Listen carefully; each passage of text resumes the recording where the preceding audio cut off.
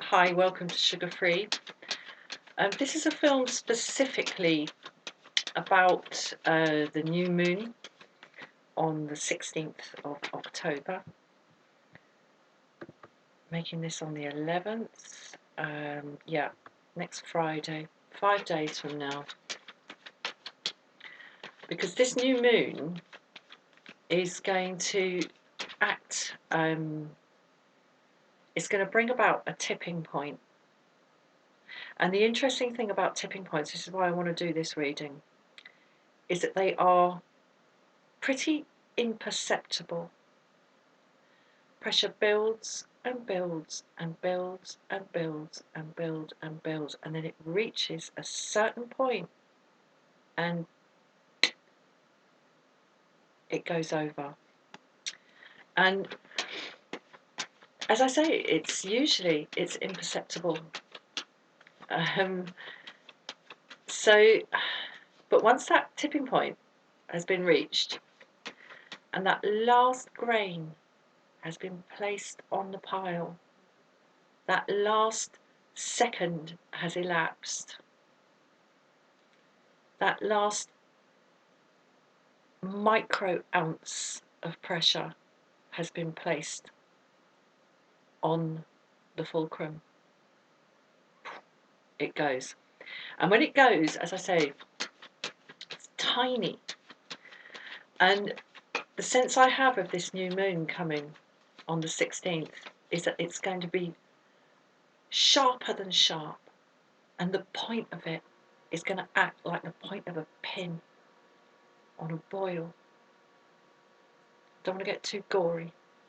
If you've ever had a boil, you'll know what I'm talking about. It gets bigger and bigger and bigger and bigger. And sometimes you don't even know it's there. And then it gets to a certain point. And then once that point is reached, as I say, there's no going back. And what flows from that point often starts slowly. And anyway, I'm not going to get too gory. I'm a Taurian. I like the whole body thing. But I don't want to put you off your meal. So I wanted to have a look at, because I'm going to be watching like a hawk on the 16th, because I want to see what happens. I mean, and loads of stuff's going to happen. Loads of stuff happens every day. But something is coming on the 16th that is going to, when we look back, we're going to say, that was what it was. So-and-so said such and such. So-and-so posted such and such. So-and-so looked at this one in a certain way. So-and-so used a certain tone of voice in a certain way. There's no going back. So that's the nature of this reading.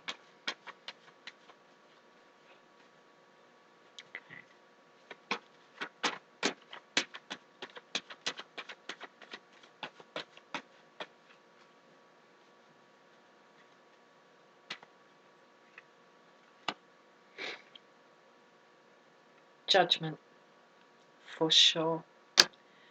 For sure. Okay, whatever is coming is going to happen in the public domain. It's not a private matter that will later come out. And look what just came out. Look what just flew out. The star. This is going to bring a lot of good, a lot of hope. But I think it's going to take a while. Looking at the broad daylight of this blowing of the trumpet of judgment from the angel of judgment, broad daylight, and the dead crawling back up into the light, summoned. Broad daylight to deep night. So it's going to take a while to filter out, and these things often do. We don't see the change in tipping points straight away because they're so tiny, But global matter, Public domain.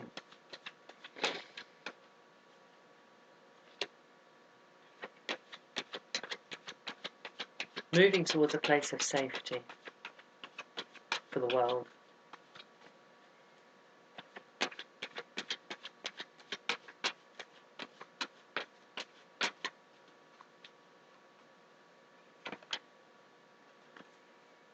Wheel of Fortune. What was at the top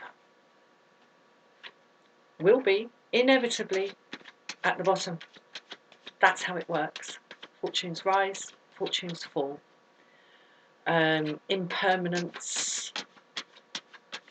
Speaking as a Buddhist, it's the only thing that is always the case, that nothing is always the case.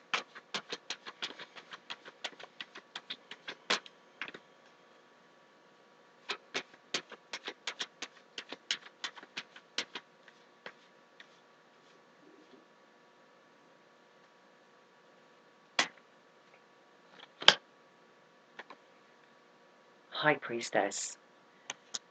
We're going to know it in our bones. Again, we've got an interesting juxtaposition here between the global and the public, because all are subject to this wheel. All. Doesn't matter who you are, how rich you are, what your job is, and honestly, it does not matter. All are subject to the rising and falling of fortune, and all are subject. No one can just choose to put their hands over their ears and not hear this clarion call. So there's a global energy to that. But in these two cards, we have the private, the inner, the individual.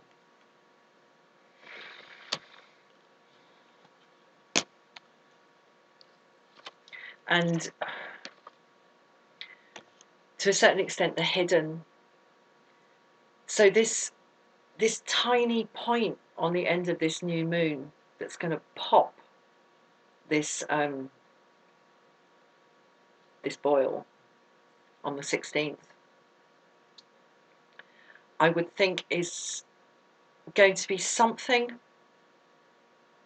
of a private nature on the part of someone or something of a public nature. So it's going to be this interesting juxtaposition.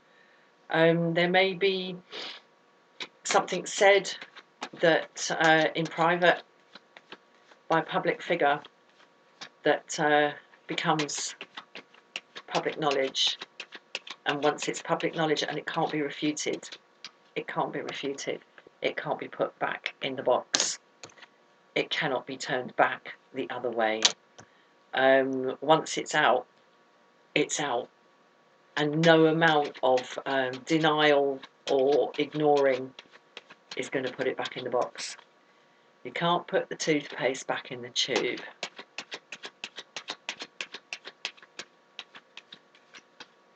And perhaps something, it just strikes me looking at the High Priestess here,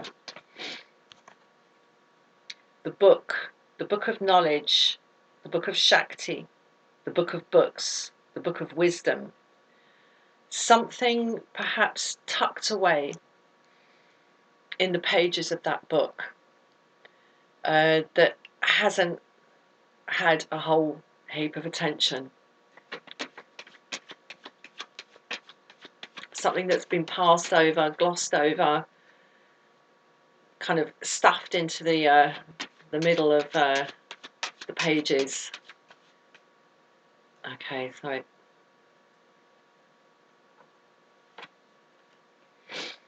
okay, we've got the Fool.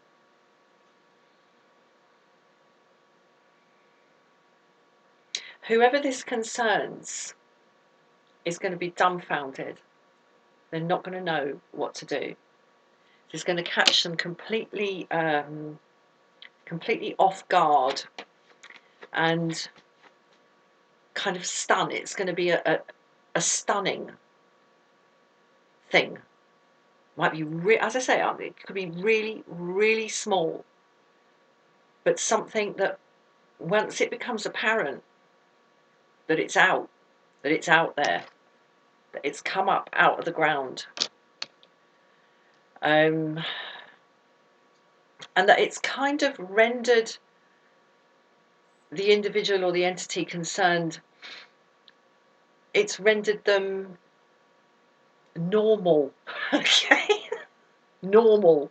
It's made it plain that they're just normal, that there's nothing special about them, because there's nothing special about anybody when it comes to this wheel. We're all on it. And that rendering of the special into the realization of being normal and subject to the same forces as all is going to be dumbfounding. And I think there might be a period of silence.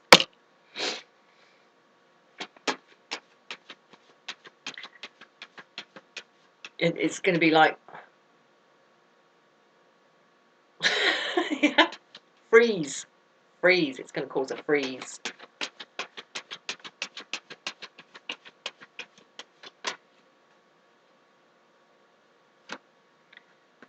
Okay, now this one wanted to go back in. It was out, it wanted to go back in, but it was kind of still apparent. The Emperor. So this absolutely concerns worldly power, worldly hierarchy, and those, or the one at the top of the hierarchy. And laying the cards down here, the Emperor is now looking at the Fool. Look at this.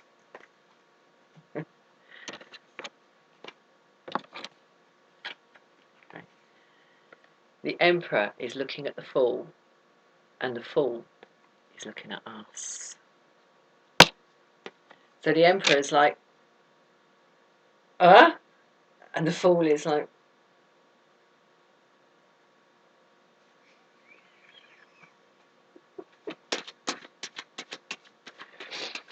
okay, let's get one more. So something that renders the special unspecial.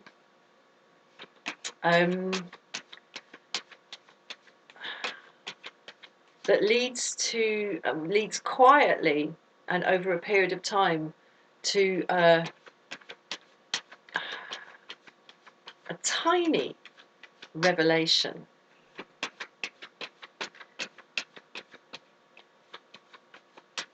That grows and grows amid sort of silence, amid just like this dumbfounded silence. Let's get one more for the overall.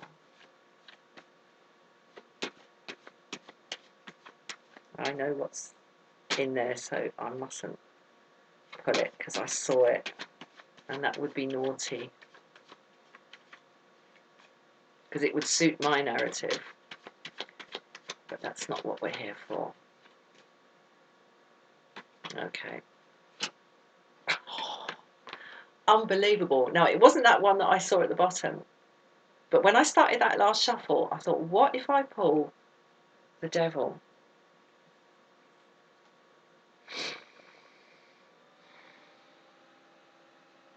Okay, what this is going to lead to, and what we're going to see playing out over this next lunar cycle, whether it's from the new to the full or from the new to the new, so either over a fortnight, or what we're going to see playing out are ultimately useless attempts to hook everything back into place. And our wish, our collective wish to kind of stay where we are, even if it's really uncomfortable, it's what we know, it's what we've become used to, and stepping outside of it requires into a new reality Okay, stepping outside of it, yeah, this little one as well. Stepping outside of it will require that we shed something that we've all become very used to living with, and that thing is cynicism. Our cynicism is going to be weaponized against us by cynics, and I need to look into and we're going to be very tempted to go along with it. We're not going to want to believe, not because it's such a horrible thing, but in a sense because it's so good. What's going to come out is going to show a whole new possibility for the world, ultimately, a whole new possibility for the world and for all of us. And in a sense, it's going to be so beautiful that it's going to be almost too beautiful to believe that it's possible. And that like, no, surely it couldn't mean an upshot that good. No. Good things like that don't happen. They don't. Not to us. Not now. They do. They can. And that, it's not an unwillingness. It's a fear of banking on the good. Okay, it's going to be used. It's like, oh, come on. You come on. That's not possible. Just grow up. Just grow up. Look, you know where you are. You're chained. All right, we're all chained. And by the way, the person telling you that we're all chained and we should just kind of enjoy it is the one holding the chains. It's going to be hard for us to overcome our own cynicism. And I've been thinking about cynicism over the last few days, the nature of it and the antidote for it. And cynicism is like a virus. When a sufficiently large viral load of cynicism has entered the psyche, it then becomes very difficult. Even if you put something really good in front of us, we're like, yeah, pull the other one. No. And I was looking at the opposite of cynicism to sort of see what the antidote to cynicism might be. And frankly, there isn't one. There are all sorts of words like hopefulness and optimism and credulousness and all of this, but there isn't a fixed word that is the opposite of cynicism. And if you can think of one, stick it in the comments. I'd love to know, but I cannot think of one, and I have not been able to find one. And the more the devil tries to convince you that there is nothing to hope for, the harder the devil works to convince you that there is nothing to hope for, the more there is to hope for. Okay, thank you very much for watching. I'm going to leave it there. So we've got something relevant to the collective happening on the individual that renders the special unspecial, and that will dumbfound the one previously thought special. Their unspecialness will be dumbfounding.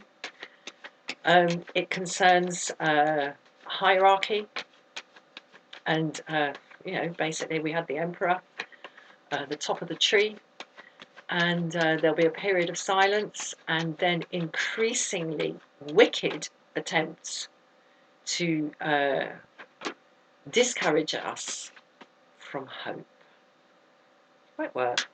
Shit never works. Thank you for watching. Namaste.